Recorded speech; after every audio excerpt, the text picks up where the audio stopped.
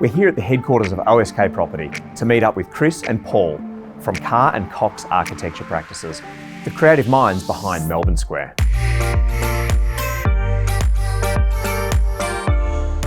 Paul, Chris, this is an incredibly large project. How did you first start working on this?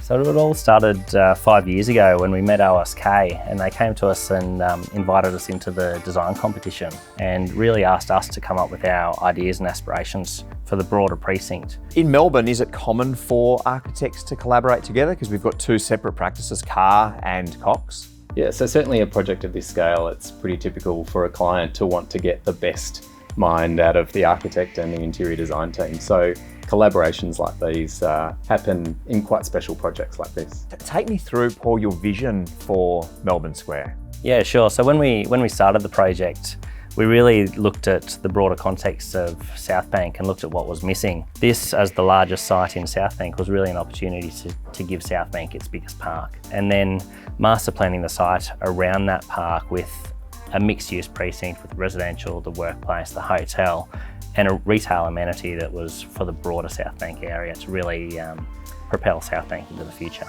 You talk a lot about the park, which is really impressive, but there are a lot of buildings here.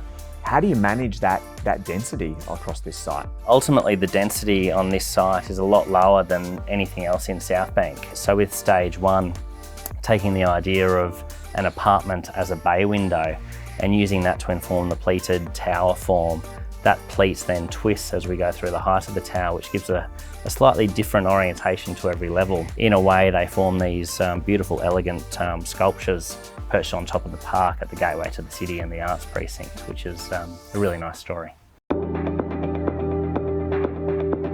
And how do you use that sculptural element of the building to create wonderful spaces inside? We're always excited where there's a really strong narrative and a strong architectural definition for us to respond with an appropriate interiors response. So as you'll find within the interior space, there's always a move that's suggestive of the pleat or the fold in the architecture through a plane, a piece of furniture, a joinery element, so that there's subtle links back to the main architectural concept. So what's next for Melbourne Square? Yeah, so this is where the whole project really starts to become really exciting. So at the moment, we're working on stage two, which is what will be Melbourne's largest Hilton, so 600-room, 5-star hotel, and really delivering the vision, the original master plan from 5 years ago. So it's a really exciting thing. 5 years on, you guys seem really enthusiastic about Melbourne Square. How do you keep that enthusiasm over 5 years?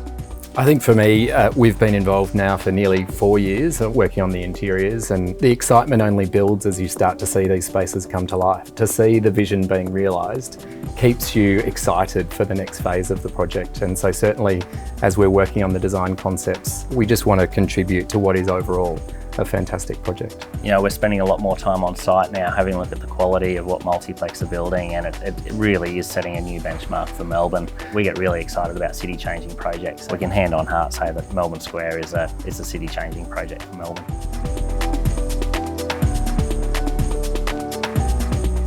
So how impressive was this project?